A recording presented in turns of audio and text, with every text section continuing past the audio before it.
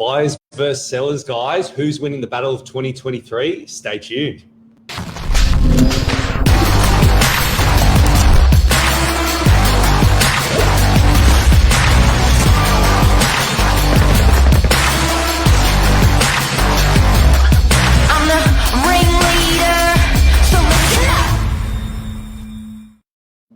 Good morning. Hey, how are we? I'm doing well. How you going, Billy? I'm good. Ready for a hot debate? I know. This is a very, very hot debate, guys.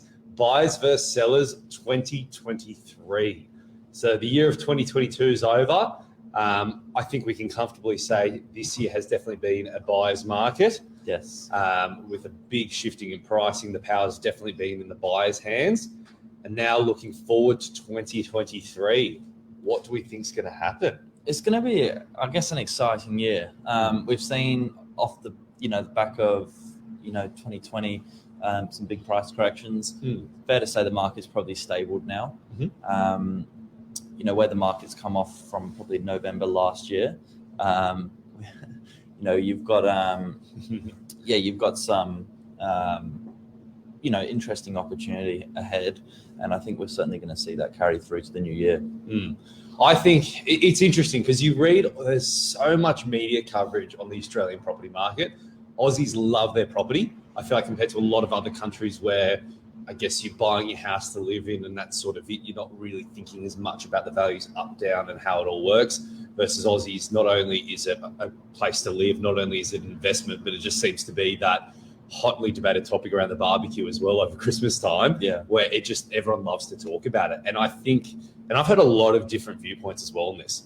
And funnily enough, it always seems to be biased depending on who you are.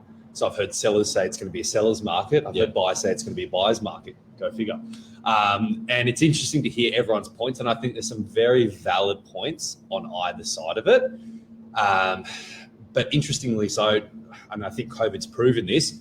No one truly knows what's going to happen until it actually does. You can think logically this should happen because of X, Y, Z, but whether it does or doesn't will remain to be seen. That's true. What do you think, Billy? What do you think is going to happen? Do you want to cover the topics? Do you want to cover the sort of few points for both, and then we'll make some at the end? Yeah. So, like, to give you guys an idea. First of all, I want to hear if you were to take one side of it. Do you think it's going to be buyers or a seller's market? If you're going to make an overarching statement to start it off. Well, I've got a summary to come back and loop it in at the end. Otherwise, we're going to have a 2-minute show here. But certainly on the buyer side, there's no doubt about it. Since I said that price correction late last year, there's been some fantastic opportunity. I think we're going to continue to see that through to the new year. Yeah. On the buying side, you're buying now in a market where you've already potentially made a 15 to 20% saving on certain stocks. So the buyers out there, it's really important to remind yourself of that when you're looking at any property, on the current weekends, kind of compare that to what it would have been 12 months ago. And I guess there's a lot of value to be seen there. Yeah. So what I'm hearing, and I'll take the buyer's argument for now, is on the buyer's side, a lot of buyers are saying, well, interest rates are going to continue to go up a little bit more next year. So therefore, it's going to push, obviously, downward pressure on prices as well, put sellers in a tougher position. That's sort of the main argument with buyers. The flip side of that, and Lisa's put it here as well, is the lack of stock that's coming on. So what we're finding is, and this is probably one of the major factors that drives the property market. There's so many different things that push and pull with the property market. One of the, I think, most heaviest influences is the level of stock on the market. Take all other factors aside, if there's a low level of stock, we traditionally find that to be a seller's market. If there's a high level of stock, we find it to be a buyer's market. Yeah, and I think what's going to be offsetting these interest rates next year, and we've already started to see it come into effect now, is low levels of stock. Yeah. And what we find is when there's these low levels of stock, there's a lot more buyers per property. And that's what sort of holds those prices steady. Now, I've got some numbers for you, and I'm going to have to quote them so I don't get them wrong. But bear with.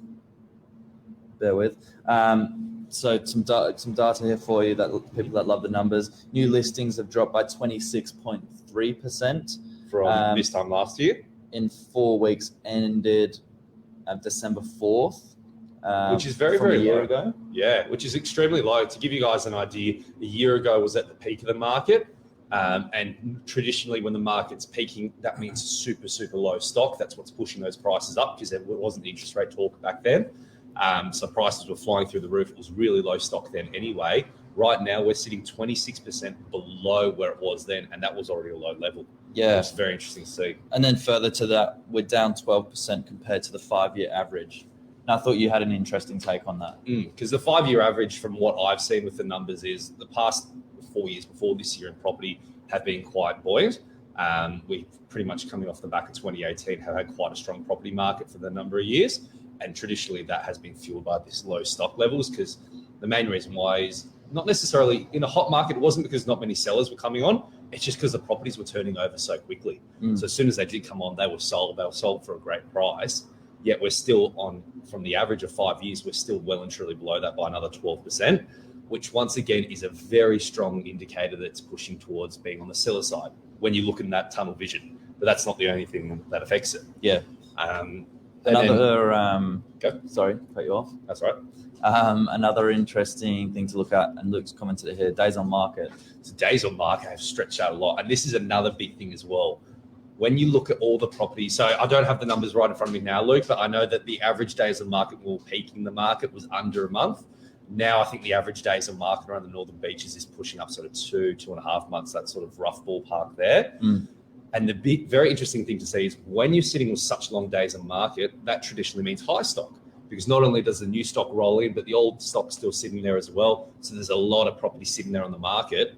We're still sitting really, really low with stock levels, yet all of it's been sitting on the market for a long time. Once again, really pushing the fact that nothing new is coming on. And I'll be really interested to see at the beginning of next year what those stock levels look like. Of course, there's going to be new stock launch. There always is in January. But compared to the historical average, let's say over the past 5 years, where there's going to be more than usual, less than usual, my personal bet is there's going to be less than expected.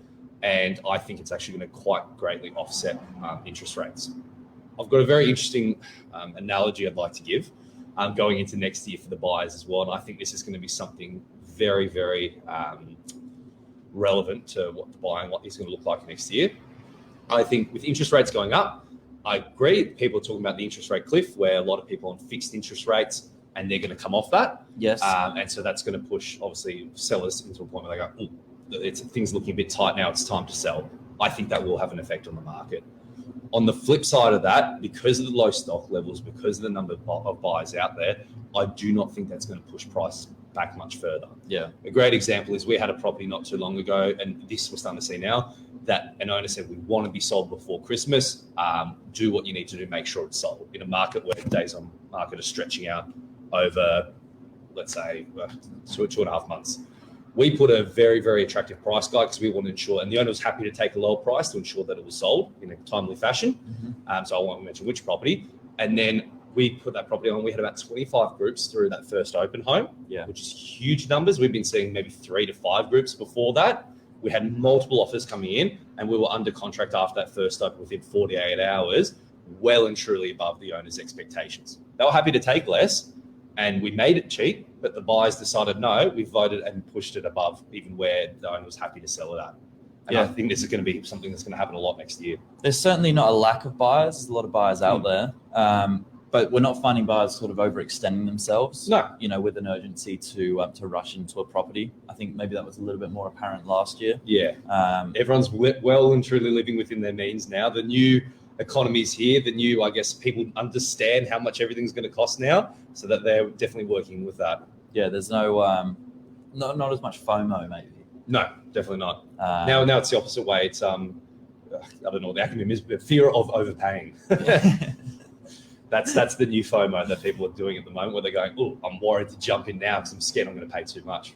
I think that's been a good brief, wrap though analysis. My kind of two take is it really depends on the buyer and seller in 2023 as to who's going to be the major winner here. I think the buyer that has got the largest borrowing capacity is not necessarily needing to get finance from banks and things like that. Has some great opportunity to take advantage of, and is definitely going to be a winner here. Well, someone that's cashed up, like someone maybe going into the retirement phase of life that built that nest egg, and they're more of a cash purchase, so they're very low leverage, maybe looking to buy commercial properties or residential properties with not much debt at all. I agree. I think they're going to be the biggest winners on the buy side. And as always, holding long term, you're never going to do wrong. The sellers that are winning here, there's no doubt about it. People upsizing, still got some awesome room to move out of an apartment, get into something freestanding. The freestanding homes, I personally haven't seen so cheap compared to where they were last year since I've kind of started. I know I'm only early in the career, but since I've started, so it's been interesting to watch that come back. And your changeover cost has never been so attractive. I agree. Luke made a good comment there, 5% drop in 2023. If I was to take a guess, and once again, no one has that crystal ball, I think overall prices in 2023 are probably going to go between 0 to, maybe give or take 5%. If I was to pick a number, 2 or 3% down. AKA, I do not think there's going to be a big material difference on what prices we're seeing today. Of course, this is case by case. Some properties might even come up a little bit and be a little bit more buoyant next year. Some might come down by a little bit more. But I think there's going to be no real material difference in prices from this year to next year. If I was to take, a final stance on buyers versus sellers, I personally think it's going to be a bit of a dead heat. I think, like Billy said, it's going to be case by case on who's going to win. Sometimes the seller's going to win. Sometimes the buyer's going to win. But I think it's going to be a bit of a dead heat, and both parties are going to equally benefit in terms of it's going to be a level playing field, and things just move a little bit slower now as well. I cannot stress enough. I remember in the heat of the market, it was great when you're selling your property, but so many sellers were so scared because they couldn't get back into the market. Everything moved so fast and furious that you just couldn't. It was a really, really daunting time. I agree with you there as well, Luke. And what I think is going to happen is, as a seller, now because it's starting to level out a little bit. We've had the past couple of months where I think prices have been a little bit more stable.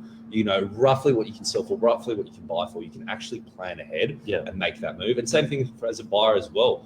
You don't want to be buying thinking that, is the market going to drop another 20% after I buy my property as well? It's nice to know, okay, the rough value of what I'm buying at today is roughly going to stay as well. So I think it's actually just going to be a great level playing field for anyone wanting to get into the property market, transition across, restructure themselves, upsize, downsize, new investment, whatever it might be. It's much more stable. It's just a good year for buying property and selling property full stop. So there it is. That's my take. Depending on the transaction, we could see winners in both sides here. Anything else to add? No, that's pretty much it, guys.